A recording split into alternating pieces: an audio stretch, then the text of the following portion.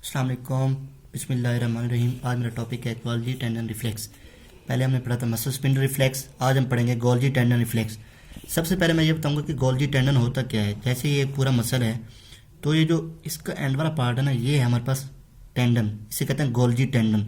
Golgi tendon क्या है कि ये एक इनकैप्सुलेटेड सेंसरी रिसेप्टर है जिसमें 10 to 15 मसल फाइबर होते हैं, जिस कुछ बड़े भी हो सकते हैं और कुछ छोटे भी हो सकते हैं। गोल्जी टेंडन का क्या मकसद क्या है, इसका पर्पस क्या है, ये डिटेक्ट करता है मसल में जो टेंशन क्रिएट हो रही है, मसल फाइबर्स के अंदर जो टेंशन क्रिएट हो रही है उसको डिटेक्ट करता है। मसल स्पिंडल लेंथ में चेंज को डिटेक्ट करता था और ये मसल में टेंशन को डिटेक्ट करता है। अच्छा, इसमें अब मैं ये देखूंगा कि कौन सा मैकेनिज्म कौन सा काम करता है। ये जैसे प्राइमरी रिसेप्टर थे हमारे पास मसल स्पिंडल में, जैसे वो वर्क करते थे, उनमें डायनेमिक रिस्पांस था। इस तरह इसमें भी डायनेमिक रिस्पांस भी काम करेगा और स्टैटिक रिस्पांस भी काम करेगा। डायनेमिक उसके लिए करेगा जो अगर इसने कोई स्ट्रेचिंग हुई है मसल में, अगर कोई मसल में कोई टेंशन क्रिएट हुई है, अगर जल्दी में उसको कोई पैगाम उसने भेजना है तो थोड़ा डायनेमिक रिस्पांस होगा, अदरवाइज स्टैटिक भी होगा, डायनेमिक भी, दोनों होंगे। तो मसल में टेंशन जितनी क्रिएट होगी वो डायरेक्टली प्रोपोर्शनल होगी स्टेट ऑफ फायरिंग के, स्टेट ऑफ फायरिंग भी उतनी ही ज़्यादा होगी। उसके बाद मैं ये बताऊंगा कि ट्रांसमिशन ऑफ इम्पल्सिस, कि ये ट्रांसमिशन इम्पल्स की ट्रांसमिशन टेंडन ऑर्गन से नर्वस सिस्टम की तरफ कैसे कराएगा। अब मैं यहाँ आपको डायग्राम में समझाता हूँ कि ये है हमारे पास कटा हुआ पार्ट है, इसको बड़ा करके दिखाया गया है। यहाँ से इसने सेंस किया टेंशन को और थ्रू सेंसरी नर्व फाइबर्स जो 16 माइक्रोमीटर के हैं, टाइप 1 बी के फाइबर्स हैं, थ्रू डॉर्सल रूट ये लेके जाएंगे स्पाइनल कॉर्ड के, और ये लोकल कॉर्ड स्पाइनल कॉर्ड के एरिया में जाके वहाँ पे साइनेप्स करेंगे, या अदरवाइज स्पाइनो सेरिब्रल ट्रैक्ट्स के थ्रू सेरिबेलम या सेरिब्रल कॉर्टेक्स तरफ लेके जाएंगे। अच्छा, अब यहाँ पे हम बात करेंगे कि लोकल कॉर्ड में ये क्या करते हैं कि यहाँ पे ना ये एक इनहिबिटरी मैकेनिज्म देते हैं। कैसे देते हैं, ये ना इनहिबिटरी इंटरन्यूरॉन्स हमारे पास वहाँ पे होते हैं, ये उसके साथ सिनेप्स करते हैं, जो कि इनहिबिटरी इंटरन्यूरॉन क्या करेंगे, वो कुछ और फाइबर्स के साथ ये सिनेप्स करेंगे, और वो कौन से होंगे, ये क्या करेंगे कि एंटीरियर मोटर न्यूरॉन को इनहिबिट कर देंगे। एंटीरियर मोटर न्यूरॉन जैसे ही इनहिबिट होंगे, इन रिटर्न वो क्या करेंगे, वो जाकर रिलैक्सेशन करा देंगे किसकी, पूरे मसल की। इस तरह जैसे ये देखें रिलैक्सेशन रिस्पांस क्रिएट होगा। इसके साथ साथ ये है कि ये excessive tension prevents the excessive tension on the muscle. वो कैसे करते हैं भाई, जैसे कि ये हमें नेगेटिव फीडबैक मैकेनिज्म प्रोवाइड करते हैं। जैसे जैसे कोई टेंशन ज़्यादा क्रिएट हो रही है तो इस तरह ये नेगेटिव फीडबैक मैकेनिज्म देंगे और यहाँ पे आके मसल की रिलैक्सेशन हो जाएगी और मसल की जो स्ट्रेच हो गई थी मसल, या मसल में टेंशन क्रिएट हो गई थी, वो ख़त्म हो जाएगी।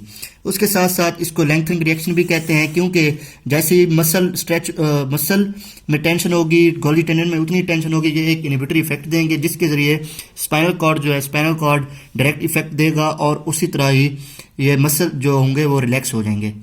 अच्छा, उसके बाद मैं आपको बताता हूँ कि ये क्या करता है, इक्वलाइज करता है कॉन्ट्रैक्टाइल फोर्सेस को। जैसे जैसे मैंने आपको बताया था कि कुछ फाइबर्स बड़े होते हैं, कुछ छोटे होते हैं, इसी तरह ही इनहिबिटरी रिस्पांस आ रहा होगा।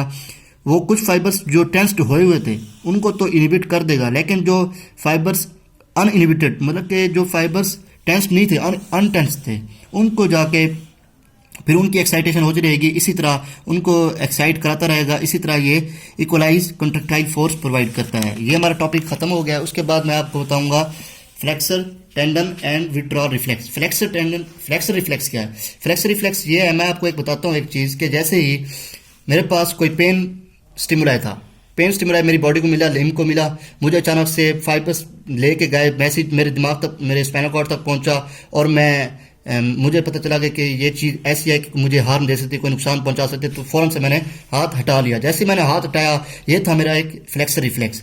और उसके अलावा कोई बॉडी का कोई और पार्ट भी हो सकता है, कोई फेस हो सकता है, तो फेस को जैसे पहले जो हमें फ्लेक्सर रिफ्लेक्स के लिए जो स्टिमुलाई मिल रहा था वो हीट हो सकती थी, पिन प्रिकिंग हो सकती थी।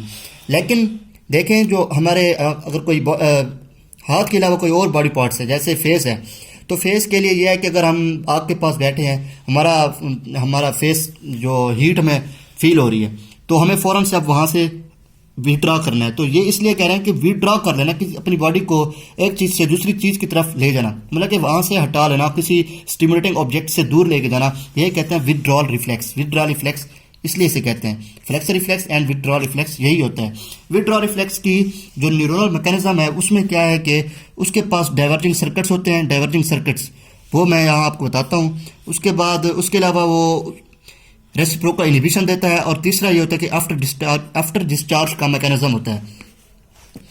अब यहाँ देखें फ्लेक्सर रिफ्लेक्स था, यहाँ पे हमने गर्म किसी देगची को हाथ लगा लिया, किसी चीज़ थी जो गर्म थी उसे हाथ लगा लिया, यहाँ से फाइबर्स डोर्सल कॉलम से यहाँ पे आए, इंटर न्यूरॉन्स के जरिए उन्होंने डाइवर्जेंट फाइबर्स दिए, फाइबर डाइवर्ज हुए, उन्होंने इनहिबिशन भी दी और एक्साइटेशन भी दी।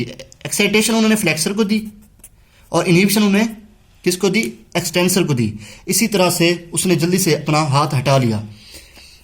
और एक और मैकेनिज्म है कि ये रेसिप्रोकल इनहिबिशन भी देते हैं। रेसिप्रोकल इनहिबिशन कैसे देते हैं कि वो डोर्सल रूट से फिर यहाँ से जो स्पाइनल कॉर्ड की अपोजिट साइड है वहाँ पे आ जाते हैं इंटर न्यूरॉन्स, और वहाँ पर भी दूसरे opposite side of the body पे इनहिबिशन कराएंगे फ्लेक्सर्स की और एक्सटेंसर की एक्साइटेशन करा देंगे। ये रेसिप्रोकल इनहिबिशन भी देते हैं। उसके बाद है आफ्टर डिस्चार्ज। आफ्टर डिस्चार्ज का मैकेनिज्म ये है कि यहाँ तक हमें स्टिमुलाई मिल रहा था, उसके बाद हमने स्टिमुलाई के बाद हमने जैसे ही अपना हाथ हटाया, यहाँ तक तो ठीक है, हमने हाथ हटा लिया।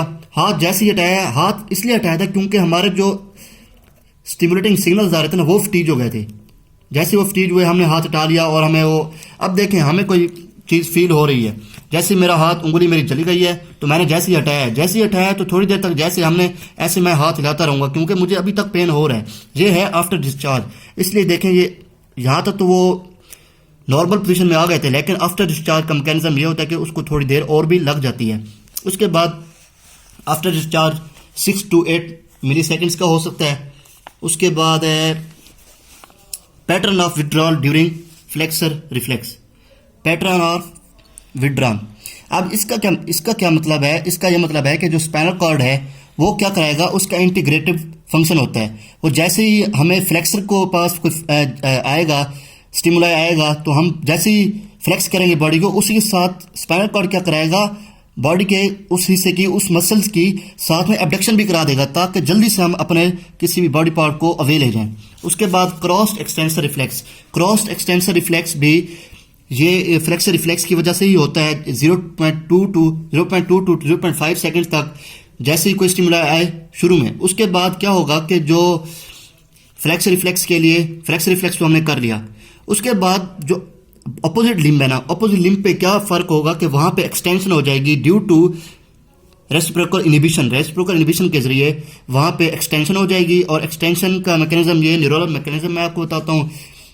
2 to 500 मिली सेकेंड तक तो उसे कोई असर नहीं पड़ेगा, लेकिन क्योंकि मैंने आपको यहाँ पे बताया था ये इंटर न्यूरॉन्स होते हैं। इंटर न्यूरॉन्स यहाँ से डोर्सल कॉलम से इंटर न्यूरॉन्स चले गए थे opposite side of the cord में, और वहाँ पे जाके उन्होंने एक्सटेंशन भी कराई थी और फ्लेक्शन भी कराई थी।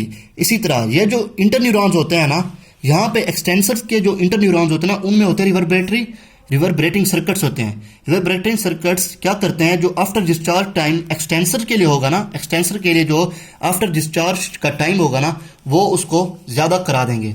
आफ्टर डिस्चार्ज का टाइम ज़्यादा होगा, तो इसीलिए जब हम यहाँ पे देखेंगे, एक्सटेंसर के केस में देखेंगे, तो इसका आफ्टर डिस्चार्ज टाइम ज़्यादा होगा। ये देखें यहाँ पे हमारा स्टिमुलस यहाँ पे ख़त्म हो रहा है, लेकिन उसका आफ्टर डिस्चार्ज टाइम बहुत ही ज़्यादा है, बहुत ही ज़्यादा देर तक हमें असर होता रहेगा। बॉडी जो मसल होगा वो एक्सटेंडेड पार्ट में रहेगा, इसलिए वो उसका आफ्टर डिस्चार्ज ज़्यादा है बानिस्बत इसके जो आफ्टर डिस्चार्ज फ्लेक्स रिफ्लेक्स का था। तो आज हमने क्रॉस एक्सटेंसर रिफ्लेक्स यहाँ पे भी ख़त्म कर दिया। मेन टॉपिक थे फ्लेक्सर रिफ्लेक्स और विड्रॉ रिफ्लेक्स थे, जिसके साथ एक्सटेंसर रिफ्लेक्स को भी उन्होंने कोरिलेट किया, और गोल्जी टेंडन रिफ्लेक्स। ये बहुत बहुत इंपॉर्टेंट टॉपिक था। अगर आप मेरी वीडियो देख लें और उसके बाद बेशक ना भी पढ़ें तो वेल एंड गुड। अपना ख्याल रखिएगा, मेरे वीडियोस को लाइक करें, शेयर करें, और कमेंट्स भी दीजिएगा, अच्छे अच्छे कमेंट्स दें ताकि मैं और मेहनत करूं। अल्लाह हाफिज़।